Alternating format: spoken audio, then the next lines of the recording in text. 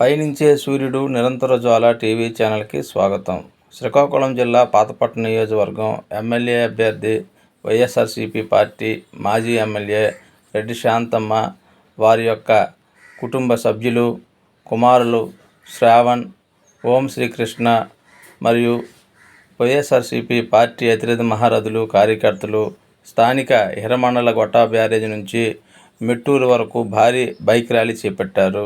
ఈ సందర్భంగా స్థానిక ఇతరులందరూ, ఈ యొక్క పార్టీ నాయకులు, ప్రజాప్రతినిధులు అంతా గుమ్మగూడిగా కలిసికట్టుగా ఉంటూ మా యొక్క ఎమ్మెల్యే అభ్యర్థి రెడ్డి శాంతమ్మను అత్యధిక మెజార్టీతో గెలిపించుకుంటామని తెలిపారు. ఈ కార్యక్రమంలో అతిరథ మహారాజులు అందరూ పాల్గొన్నారు. ఈ నియోజకవర్గంలో చాలా డెవలప్మెంట్ అనేది జరగడం అనేది అయింది. ఎందుకంటే ఈ నియోజకవర్గంలో వంశధార నిర్వాసులు ఉన్నారు.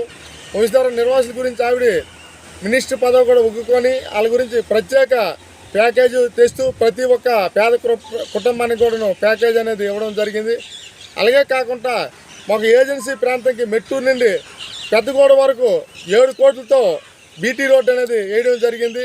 అదే కాకుండా ఈ ఏజెన్సీలో పవర్ కొద్దిగా ఇబ్బందిగా ఉందనేసి మాకు 133 kV సబ్స్టేషన్ కూడా 47 కోట్లతో కొత్తూరులో మంజూరు చేయడం అనేది జరిగింది.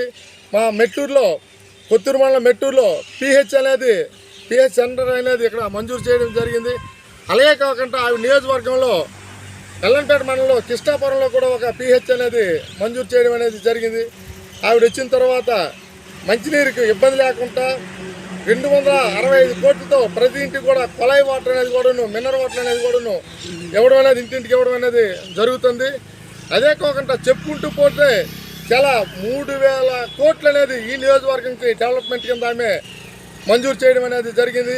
అయితే 2024లో ప్రజలు కూడా అదే విధంగా ఆవిడకి ఏ విధంగా ఎలక్షన్ వస్తుంది, ఏ విధంగా ఆవిడకి మంచి మెజార్టీతో గెలిపిస్తామనేసి ప్రతి ఒక్క గిరిజనులు అయితేమేని, బీసీలు అయితే అన్ని వర్గాలు కూడా ఆవిడకి అత్యధిక మెజార్టీతో గెలిపించాలనేది ఇక్కడ ఉండే ఈ ప్రాంతంలో ఉండే ప్రజలందరూ కూడా చూస్తున్నారు.